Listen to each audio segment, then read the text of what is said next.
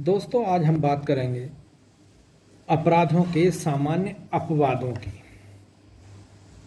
इसका मतलब होता है कि यदि किसी व्यक्ति के द्वारा कोई अपराध होता है, वो कौन कौन से फैक्ट हैं, वो कौन कौन से तथ्य हैं, वो स्थितियां हैं जिन स्थितियों में अपराध के अपराधी को सजा नहीं मिलती है या सजा नहीं दी जाती है। वो अपवाद की स्थिति कौन कौन सी है। इसमें सबसे पहली अपवाद की स्थिति आती है आपराधिक आशय का अभाव। यदि किसी व्यक्ति के द्वारा कोई कृत्य होता है और वह कृत्य आपराधिक है, लेकिन वहां पर उसका आशय नहीं है उस कृत्य को करने का, यदि ये सिद्ध होता है, तब ऐसी स्थिति में उस अपराधी को सजा नहीं दी जाती है, अपवाद की श्रेणी में आता है।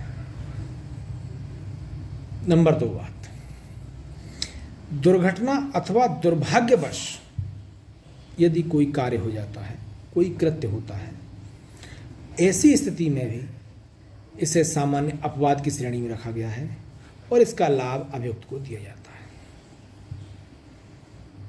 बहुत से ऐसे कृत्य होते हैं जो दुर्घटनावश हो जाते हैं या दुर्भाग्यवश हो जाते हैं।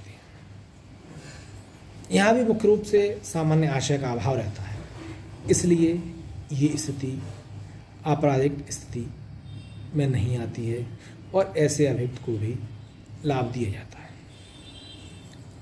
तथ्य की भूल को भी आपराधिक अपवाद की श्रेणी में रखा गया है। तथ्य की भूलवश कोई कृत्य होता है, अनजाने में कोई कृत्य होता है, उस तथ्य की जानकारी नहीं है और अभियुक्त द्वारा कुछ अपराध हो जाता है, वहां ऐसी स्थिति में भी अपवाद का लाभ मिलता है। अगली स्थिति है अपराध की तुच्छ प्रकृति। अपराध की तुच्छ प्रकृतियां भी होती हैं। बहुत सी स्थिति ऐसी होती है जहां पर अपराध बहुत छोटा हो जाता है। वैसे तो अपराध है, लेकिन लगता यह है कि बहुत तुच्छ प्रवृत्ति है। जैसे कोई व्यक्ति पापड़ खाते हुए जा रहा है, पापड़ लेके आ रहा है, किसी दूसरे का हाथ लगने से पापड़ टूट जाता है। 10 रुपए से अधिक का अगर पापड़ है, धारा 427 आईपीसी के अंतर्गत वैसे वो अपराध बनता है, लेकिन ये तुच्छ प्रकृति का अपराध है, इसलिए इसमें भी यहाँ लाभ मिलता है। यहाँ पर ये अपराध की श्रेणी से बच जाता है। ऐसी चीज़ें, कई चीज़ें होती हैं जो तुच्छ प्रकृति की होती हैं। प्राइवेट प्रतिरक्षा का अधिकार सामान्य अपवाद का सबसे महत्वपूर्ण जो पहलू है वो ये है, प्रत्येक व्यक्ति को अपनी जान माल की सुरक्षा का अधिकार है।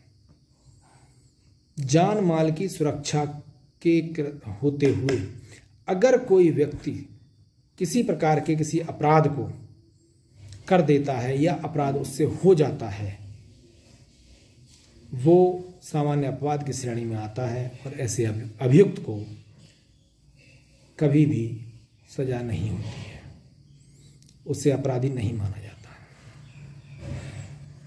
विशेषाधिकार प्राप्त कार्य,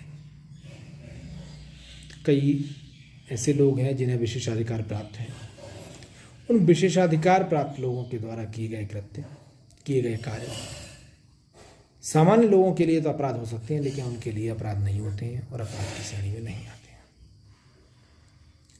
यहाँ सबसे महत्वपूर्ण बात यह है, जब इस तरह का कोई अपराध दर्ज होता है, न्यायालय में वाद चलता है, वहाँ प्रत्येक अपराध पर जो साक्ष्य का भार है, सबूत का जो भार है, वो अभियोजन पक्ष पर होता है। लेकिन सामान्य अपवाद का यदि लाभ लेना है, तब सबूत का भार अभियुक्त पर होता है, अभियोजन पर नहीं होता है।